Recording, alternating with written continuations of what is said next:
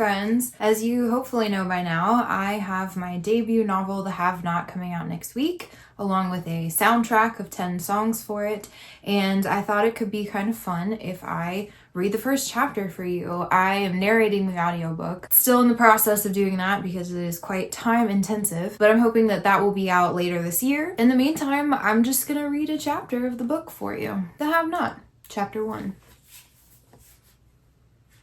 Are you hungry? We can stop and get something if you're hungry, my mother says timidly, attempting to make small talk with me for what feels like the zillionth time. I steadfastly ignore her and continue to scowl out the window of the car whose back seat we're both currently occupying. All of the registration paperwork has been submitted for you to start at Winston Academy in the fall. She tries again, changing topics. Senior year, so exciting. Once again, I don't reply. She does not seem to grasp that I'm currently not speaking to her. Giving someone the silent treatment is a lot less gratifying when the person you're trying to give it to doesn't even recognize it's happening. It really is the most prestigious school in the area. Anyone who's anyone sends their kids there. And they won state and boys water polo last year. I turn in my seat to shoot her a withering look I hope conveys exactly how much I care about boys water polo. My mother breaks eye contact first, her gaze falling to the perfectly manicured hands folded in her lap for a moment before saying meekly, Cam, I already told you I didn't know the press would be there. Ha! I bark a humorless laugh. I'm sure, Mother. I didn't, she repeats earnestly, looking back over at me with eyes the exact same shade of hazel as mine. I only told a few people I was going to the service. I wasn't even sure that I'd be able to make it until the day before. And you getting on the front page of E! Online is just a happy coincidence, right? I say bitterly. Jackie Jensen mourns father of her teenage daughter. I'm sure you were thrilled to see they put the photo of you looking like funeral Barbie right next to this week's Bachelor contestant elimination interview. That's a terrible thing to say, my mother whispers. I hadn't been aware there were paparazzi lurking around the cemetery during my father's memorial service until the next day, when one of my friends texted me after seeing the photos online. Despite being so angry I could barely form a complete sentence, I called my mother, incoherently screaming accusations that she used the funeral as another publicity grab. She vehemently denied it, saying her agent Vic must have mentioned it offhand to someone and the information was leaked. She's done some pretty questionable things throughout the years to try and stay relevant, so I wouldn't put it past her to have tipped them off herself. Please believe me, my mother pleads now. It never ceases to amaze me how I can be related to someone I relate so little to, even down to the way we're sitting. Me hugging one knee to my chest, my Doc Marten making a slight indentation on the leather of the car seat, her with one Jimmy Choo adorned foot tucked behind the other at the ankle, not a single strand of blonde hair out of place. After a moment, I shake my head a little, too tired to keep pressing the issue, and look back out the window, mumbling, whatever you say. As we pull up to the entrance of my mother's beautiful hillside mansion and the gate slowly glides open, I feel a dull panic set in. It's not like I haven't been here plenty of times before. The custody agreement between my parents required me to spend 3 weeks out of the summer with my mother, plus every other Christmas and Thanksgiving. But this time is different. This time is permanent. The driver, a mustached man who looks to be in his 70s and who I realize too late must think I'm a total brat, gets out of the car to open the door on my mother's side first. She demurely slides out of her seat, smoothing down her figure-hugging pink dress. I take several deep, calming breaths as I wait for him to come around to my side. I found out a long time ago that car service drivers get cranky when you try to explain how you're an able-bodied female in the 21st century and can open your own damn doors. By the time he reaches me, I've composed myself enough to say a breathless, "Thank you," before grabbing my backpack and following my mother into the house.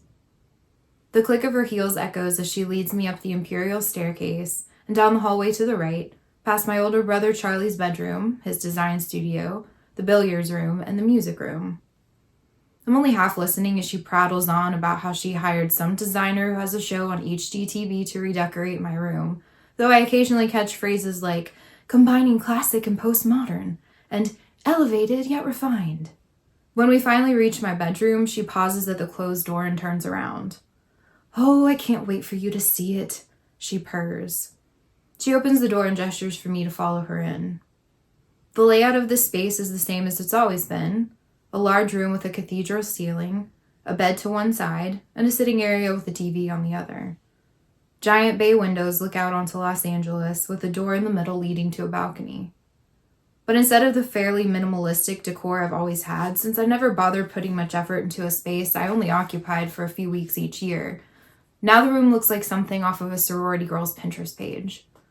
It has a rose gold and navy color scheme with a bed frame, dressers, and coffee table, all made from the same distressed wood. My mother even had a fireplace installed, which seems ridiculous considering it never even gets that cold here. A bookshelf by the TV holds assorted knickknacks, like an old ice skate with a dried hydrangea stem coming out of it. What? And a white bust of an eagle. Why? It is tasteful. It is beautiful. It is not me at all. Do you like it? My mother says, looking satisfied. What am I doing here? I want to scream. Why couldn't you just let me go live with Aunt Margaret in Georgia like I wanted? Instead, I force a smile. It's lovely, I say, trying to ignore the pang of longing for the coziness of the tiny bedroom back in Arizona that isn't mine anymore. So this is one of the points in the book that it will prompt you with a QR code to go and listen to the first track, which is I'm Trying. If you want to listen to a snippet of that song, it is in the book trailer. For now, I'm just going to keep going. I spend the next few hours unpacking boxes filled with all of my earthly possessions that two stone-looking guys from the moving company brought up to my room. I'm just opening one of the many boxes of books when there's a soft knock at my door. Come in, I say, and the door cracks open a few inches, revealing my mother's face. I just figured I would let you know Jim got here, she says, opening the door wider to reveal my Great Dane standing beside her. I hadn't realized how badly I needed to see him until this moment. Jim bounds over to where I'm sitting on the floor, nearly knocking me over as he tries to lick my face. He's been at a boarding facility for the last few weeks while the funeral arrangements were made and the house packed up, and they were nice enough to find us a pet transport service that could get him to LA. Hey, pal, I coo, taking care to avoid his tail, which swishes back and forth like a whip. I can feel tears percolating in the back of my eyes, but I fight them. It's good to see you. Jim starts walking around to explore the room, and I turn back to my mother. She's smiling at me. Was there something else you wanted? I ask. Her smile falters a bit. Oh, she says. No, that was it. Unless you wanted something to eat now, because if you do, I can make something up for you. No, I say hurriedly. I'm pretty tired. I think I'm just going to watch some TV and go to bed. Okay, my mother says. I turn back around to Jim and hear her shut the door behind me. After petting him long enough to feel like I've made up for the time we've been apart, I collapse onto my new bed. It pains me to admit it, but it's the softest comforter I've ever felt in my life. Like getting hugged by a pile of baby bunnies made of clouds. I watch the blades of the ceiling fan above me rotate for a few minutes, feeling sorry for myself. This time last year, I was just a 16-year-old girl living a pretty simple life with my dad in Preston, Arizona, and successfully avoiding drawing attention to the fact that I have a famous mother. Because my mother is not famous for something awesome, like being an Olympic athlete or world-renowned humanitarian. Oh no. I have the unique misfortune of being the daughter of someone who millions of people have seen have sex. When my mother was 22, she started dating a hotshot NFL quarterback. Just a few months later, a tape of the two of them in bed together was leaked to the public. He said the original VHS tape, because this was before smartphones, was stolen from his house, but my mother has always suspected he released it himself to fund the gambling addiction that caused them to break up shortly after the tape got out. But thanks to him being the highest paid football player in the league at the time, and her being a pretty young blonde, my mother went from bartender to socialite almost overnight. More than 20 years later, she still managed to keep herself anywhere from B-list to D-list status, depending on what online publication you believe, having made a career out of creating and promoting everything from a fragrance collection to workout videos to a line of fur coats for dogs. That last one really backfired on her, though. There might not be anything sadder than seeing a group of PETA protesters throw a tiny cup of red paint on a chihuahua in a meek stole. Oh, Jim. I slide off the bed and onto the floor, clutching my knees to my chest. Jim stops studiously licking his own genitals and peers at me with droopy eyes. What am I supposed to do now? He rests his head on his leg and continues to gaze at me. I look back at him thoughtfully. You have to poop, don't you? He instantly perks up and starts wagging his tail. Should have figured, I mutter, standing up. Let's go outside. I find Jim's leash and a box of his food and toys sitting outside of my room and take him downstairs and out the back door to the terrace. I navigate down the stucco stairs and around the pool and hot tub, which are glowing blue thanks to the sophisticated lighting system my mother had installed a few summers ago. The sun is just starting to disappear behind the outline of the stunning view of Beverly Hills the house has from where it's tucked into the side of a hill. I stand looking at it for another moment, then start walking Jim around the yard. I wouldn't if I were you, a sing-song voice says from somewhere behind me. I whirl around to find that Charlie has emerged from the house, donning bright pink swim trunks and a towel draped around his neck. Mom just had fresh Bermuda sod put down last week. I roll my eyes at him. It's grass, Charlie, I say, just as Jim finds the perfect spot. And poop is biodegradable. Also, I have bags. Why is he staring at me? Charlie says, squinting at Jim. Doesn't he know making direct eye contact with someone while defecating makes them uncomfortable? I'm sure he just wants you to feel included. I clean up after Jim, and when I return from throwing the bag away, Charlie is just stepping into the hot tub. Hey, half-brother, I greet him. Hey, half-sister, he says, grinning back at me. Despite coming from two completely different upbringings, Charlie and I have actually become pretty close over the years. When he was 10 and I was 7, he moved to Los Angeles to live with our mother.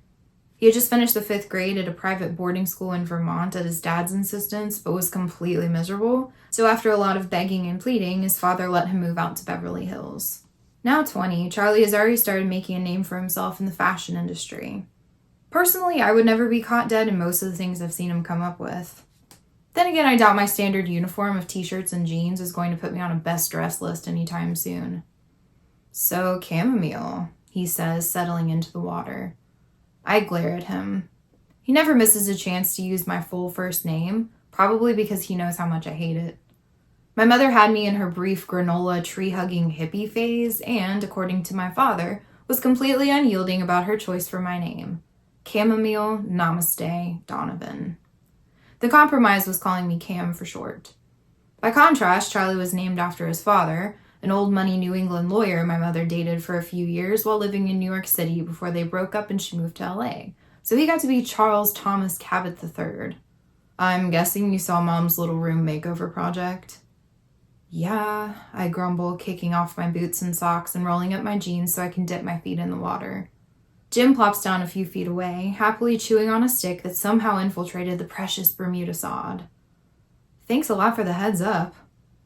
I tried to tell her it wasn't what you would want, he says, leaning his head back and closing his eyes. But she meant well.